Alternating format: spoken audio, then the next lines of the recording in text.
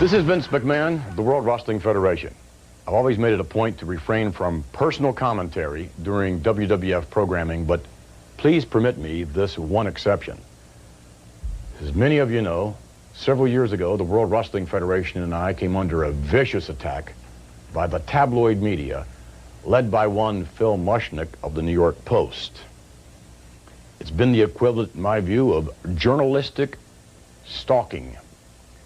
As we found out, these stalkers apparently are not interested in the truth, as they have been heard to say in the tabloid newsroom, don't let the truth get in the way of a good story.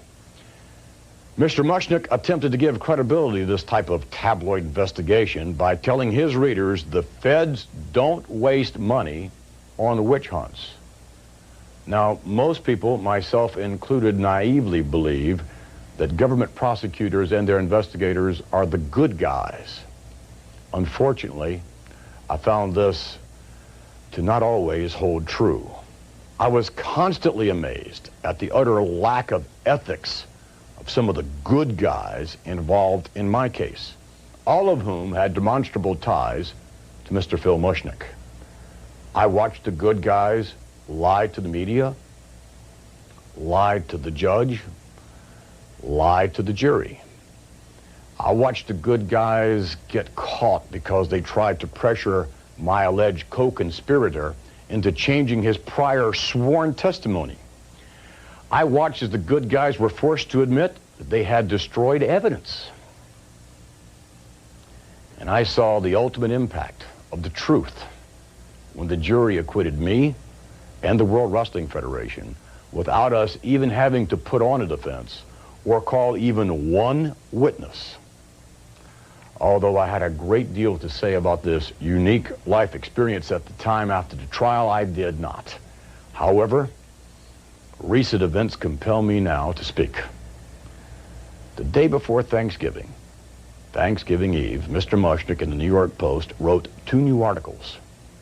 One article was entitled, "Tampering Cloud Over Wrestling Big's Trial." It cites unnamed federal sources as suggesting that Marty Bergman, the husband of one of my attorneys, Laura Bavetti, tampered with witnesses, obstructed justice, and caused a baseless complaint to be filed against the good guys who were Phil Mushnick's cronies with the Justice Department.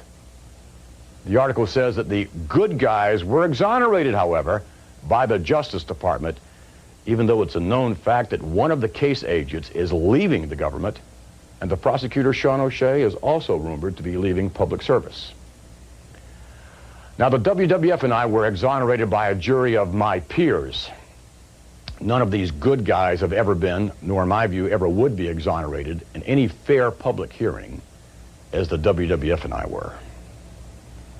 The second article actually goes to the absurd depth of quoting the ever-present unnamed sources as questioning the marriage of Laura Bavetti and Marty Bergman. Now, on a personal level, I wish to state that my heart goes out to my attorney, Laura Bavetti, and her husband, Marty Bergman. Laura was an integral part of our defense team, and she defends people with a passion and a vigor that is ennobling to see and experience. I also deeply resent any innuendo or accusation that my acquittal on the charges brought against me by the federal government was in any way tainted by any illegality by me or by my legal representation.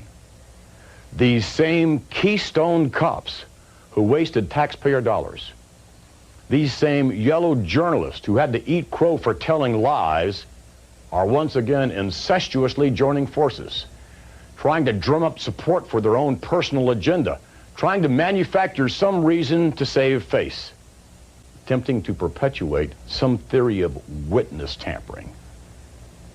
Gentlemen, is that the best you can do? That postulation of witness tampering is about as far-fetched as the charges originally brought against me in the first place.